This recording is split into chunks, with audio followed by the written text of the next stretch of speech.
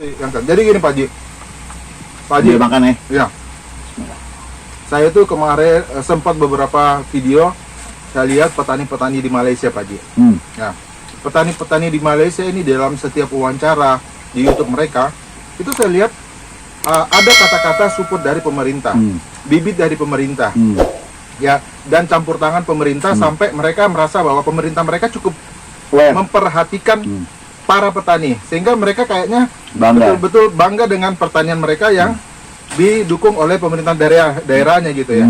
Itu kayak mana kayak dengan kita Pak Haji? Jauh lah. Kan kita udah sama tahu dia jadi rahasia umum. Pemerintah punya program bagi-bagiin bibit. Betul. Emang waktu ngebagiin bibit mereka ngasih janji juga buahnya akan diambil? Enggak. Lepas. Oke. Terus mereka memang ada penyuluhan yang Enggak. secara intens.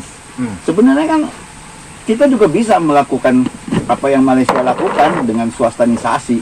Toh semua ada hitungannya kok. Kan dari profit cabai di distribusi maupun marketing itu ada profit share distributornya kan, yang mendistribusikan itu. Ya. Dia obstakernya. Ada selisih profit itu yang bisa kita jadikan sebagai pembiayaan overhead si penyuluh itu. Harusnya ya Pak. Iya, dan itu sudah dilakukan sama pemerintah Malaysia. Orang saya pernah ngobrol sama orang Malaysia yang dulu di sini. Pemerintah tuh aware. Iya, mereka kan di backup sekali ya. Di backup jadi, sekali. Misalnya ada sekelompok petani cabai lah, gitu. Berhasil nggak berhasil urusan belakangan. Yang penting dia kasih dana dan dia mau. Dia masuk dalam asosiasi dulu lah ya, kelompok Iya, tani ya, mungkin kalau ya. ketopoktan lah ya, Iya, kalau kelompok ketopoktan. tani. Terus di situ ada penyuluhnya untuk menghasilkan buah yang berkualitas. Terus dia tampung Hasil panennya. pemerintah, entah dengan lewat swastanisasi atau apa, itu program pemerintah ngebagiin bibit, memberitahu cara pemeliharaan pohon, Cara tanam. sampai menampung hasilnya. Gimana nggak bangga orang? Dari Support dari hulu ke hilir ya Pak ya. Iya, Dari hulu ke hilir. Sambil sudah diberikan dana untuk biaya hidup dia sendiri. Iya, ya kan nanti bisa dipotong begitu dia panen. Ya kan? Kayak utang tapi nanti potong ya Iya. gitu.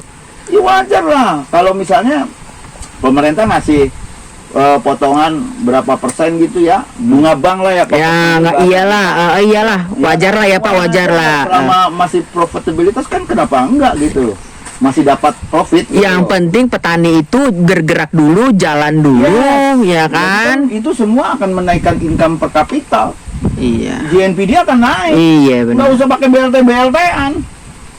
Bantuan langsung tunai maksudnya. Betul. Dengan program itu kan mereka bisa Hidup jalan. sendiri dia Pak. Iya. Hidup dia. Sebenarnya kalau kayak gitu pintar dengan teori yang Pak Haji kasih, satu kali aja dikasih kayak gitu, mau sampai berapa kali presiden pun juga nggak ada bakalan Nggak nggak ngaruh ngaruh gitu ya. Nggak ngaruh, nggak ada BLT-BLT-an kok. Itu program kerakyatan kok. Kita menumbuh kembangkan potensi yang ada supaya income per kapitanya akan growth dengan sendirinya.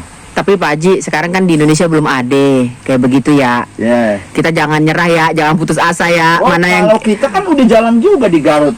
Mana yang kita bisa bikin ya Pak? Di Garut kan kita jalan nih, lagi ngebibit buat teman-teman di Garut. Itulah yang bisa dilakukan ya Pak, mensupport masyarakat sekitar ya Pak ya. Kalau lu nyerah sama program pemerintah jangan hidup lu gitu bilang.